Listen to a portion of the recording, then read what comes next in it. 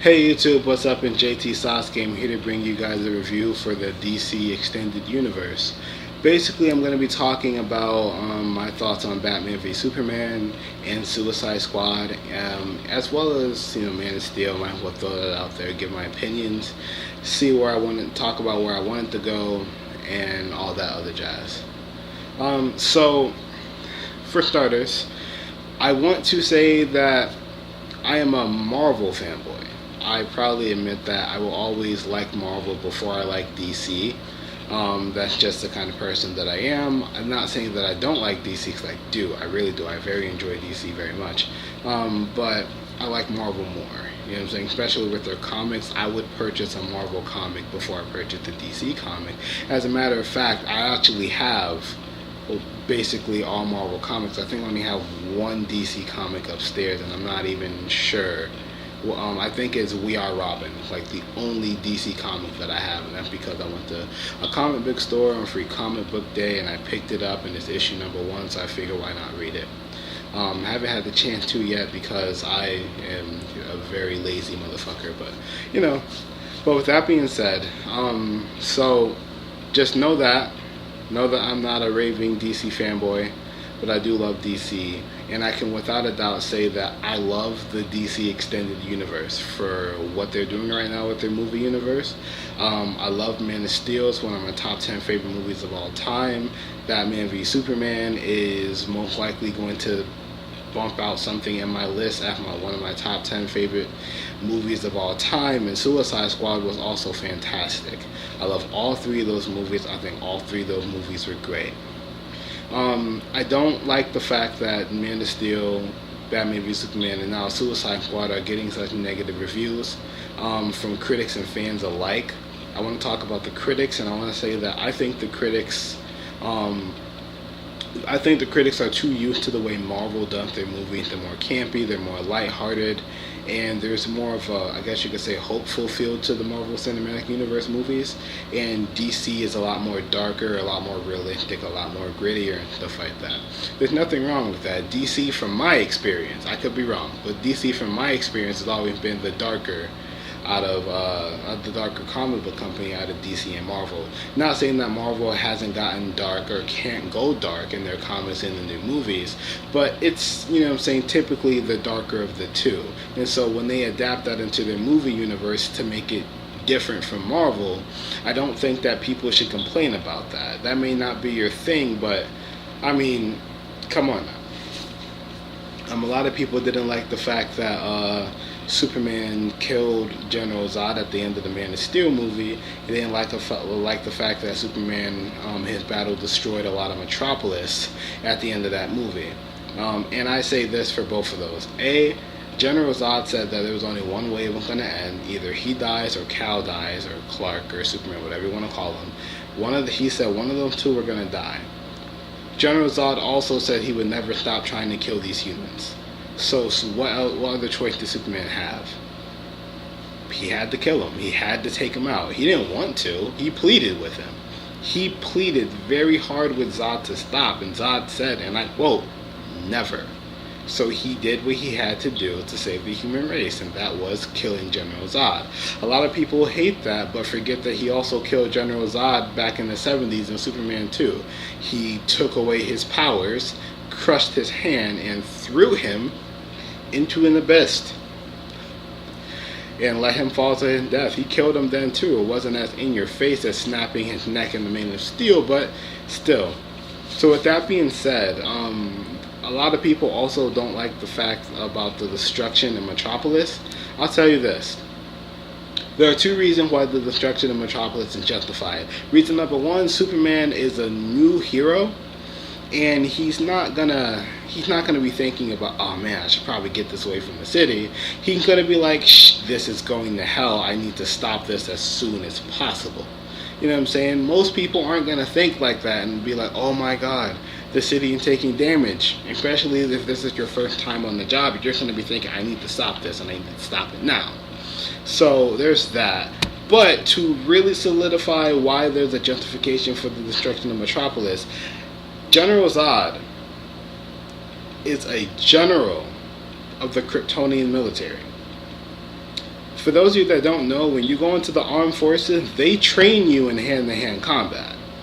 Which means if you fight somebody from the army, 9 times out of 10, you're probably going to get your ass kicked.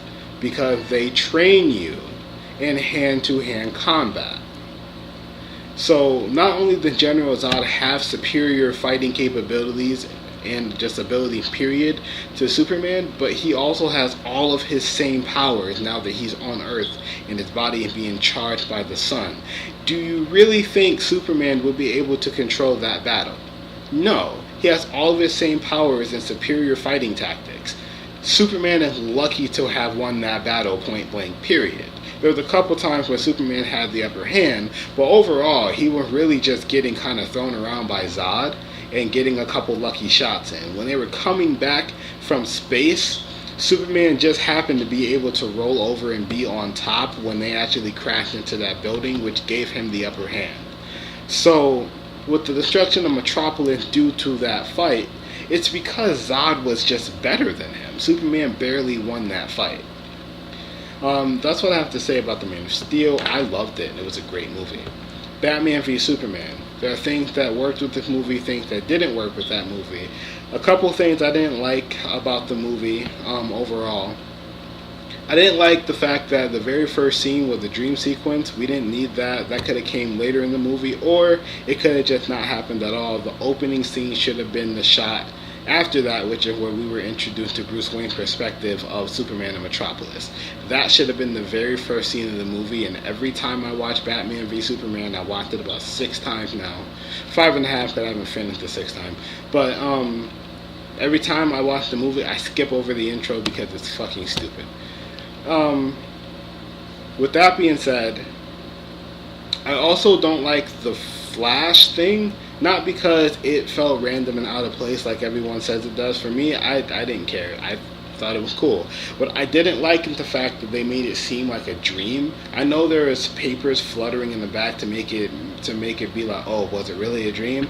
But honestly, it should have actually been more in your face of, yes, the Flash was there. The Flash did warn him, and that wasn't a dream, it wasn't a vision about the Flash being there. That's what I would have done. I also didn't like that they did the Death of Superman storyline so early on, just because I felt like that could have been something done in another movie of his, in a solo movie, like maybe a 3rd solo movie. But, oh well.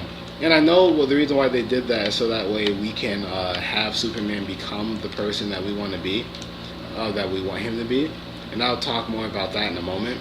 But overall, I just thought they wasted a good storyline. They could have done that later.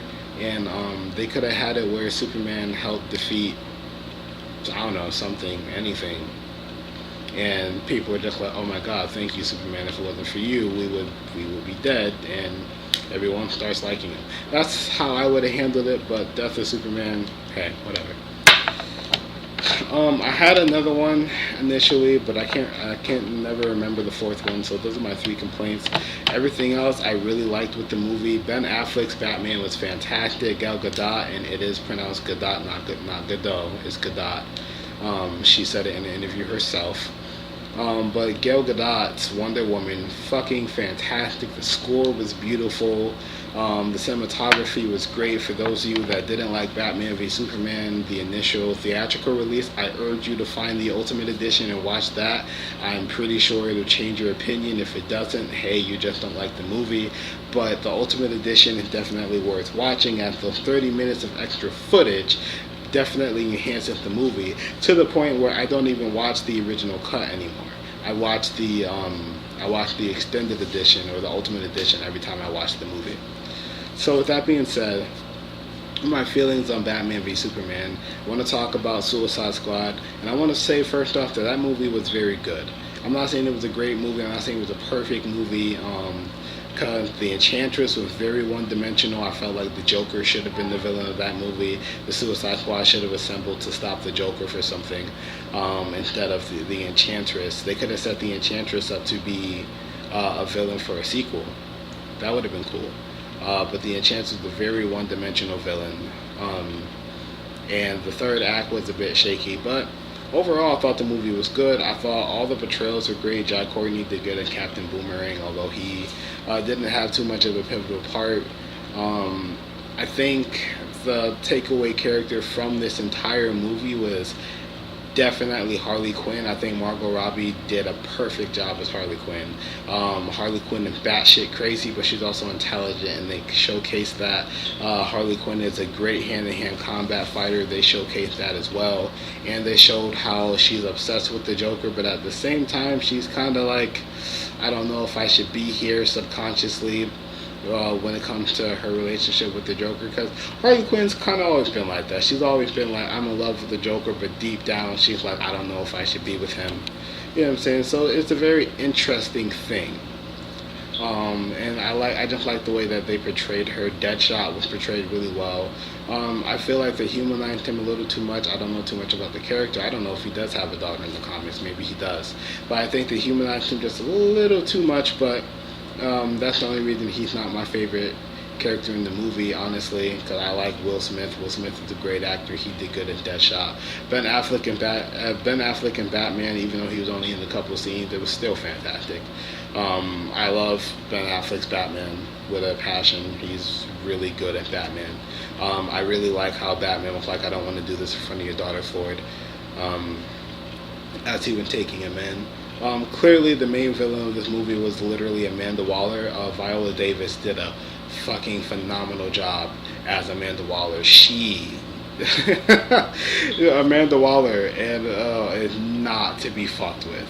For those of you that don't know, Amanda Waller is definitely part of the comics and the animated TV universe and all that other shit, and she's not to be fucked with there either. But in this movie, she is really not to be fucked with. Viola Davis did a great job. And the last thing I'm going to say about the Suicide Squad movie is Jared Leto's Joker. A lot of people are going to say you can't compare Jared Leto's Joker to Heath Ledger's because they're so different. And that's not true. I mean, it's true that they are different incarnations. Definitely. Way different from each other. But they both portray the same character, and thus for you can compare them. And while it's not Heath Ledger, and while he's not as good as Heath Ledger, I did like his Joker. I liked it a lot. I think he was more unhinged than Heath Ledger's Joker, a little more psychotic and just very scary. He was very, very scary, very terrifying to be around. I felt danger from him when he was around anybody. I think what really defined him as a character as the Joker is when he killed the Commons character for looking at Harley Quinn. That's when I was like, yeah, this guy is fucking crazy. Don't mess with him. Don't do it to yourself. I like the fact that he came in out of nowhere and was like, yeah, I'm just going to get Harley back and put her right in these plans. I'm very saddened that they cut 10 minutes of his stuff from the movie. I think that this movie could have done better with more Joker. With that being said, that's really what I had to say about these movies in general. If I had any closing remarks, it would be to kind of refute a couple things that a lot of people like to talk about when it comes to Superman and stuff like that. So a lot of people don't like the way Superman is being portrayed in these movies, and I do. Because they're taking a realistic aspect to it. They're taking a really good and realistic look at it.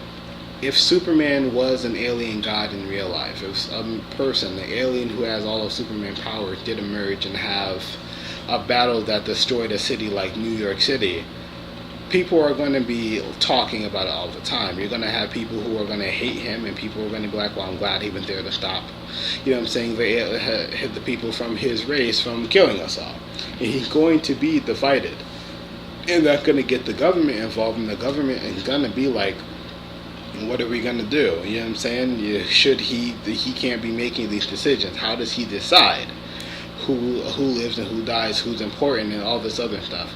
And there are going to be people who are going to be talking about Superman, and there's just no winning for him.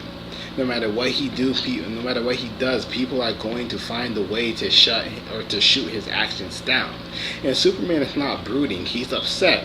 He's sad because he wants to be for the people, but the people don't want him to be for them. It's, you know what I'm saying? It's literally his conflict in Batman v Superman is how can he be for the people when the people don't want him to be for them? And it upsets him because he's not doing anything but trying to do the right thing. Alright, and we're back. Sorry about that. I'm not going to edit that out, this random cut. That was my mom calling, so I paused this so I could talk to her for a moment. This video is hella long and I'm about to end it soon, but I just wanted to finish up these thoughts. So with that being said, if I remember correctly, I was leaving off on how can he be for the people when the people don't want him to be for them, and that's his struggle. And so that's basically why Superman is upset. Just like when the bomb blew up in the Capitol building, Superman, he wasn't brooding around then, he was disappointed and he was upset with himself because he said it later on when talking to Lois, I'm afraid I didn't see it because I wasn't looking for it. Like, nothing, he feels like nothing he does is right. You know what I'm saying? He wants to do good, but there's just no doing good in the eyes of these people. And so with him sacrificing himself to kill Doomsday, that'll change a lot of people's minds, and he's on the path to becoming the Superman that we want him to be. The happy, you know, everyone loves him, American Boy Scout Superman. He's on his way to becoming that, definitely. You just gotta give it some time. You know, say by the time his second solo movie rolls around, that should be him. Especially since they're working on it now. Another thing a lot of people didn't like was Lex Luthor's portrayal. I think it was a breath of fresh air. I think it was very interesting. I really liked it. But overall, you guys gotta look at it this way. This is Lex Luthor's beginning. I'm pretty sure what's going to happen over the course of these movies, and we're going to see Lex Luthor turn from this very crazy, energetic, psychotic, you know what I'm saying, person into this more calm, calculated, manipulative Lex Luthor that we all know and love today. And the Martha scene. So I want to talk about this, and this will be my last comments on these videos. So a lot of people don't like the Martha scene in Batman v Superman. A lot of people are like, oh, he basically just let Superman live because their moms have the same name. That's not true. That's not true whatsoever. The reason why he let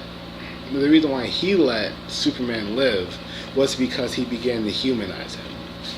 Superman, this guy that he thought was evil and just some alien god that was going to eventually destroy the planet, begged for the life of a random person.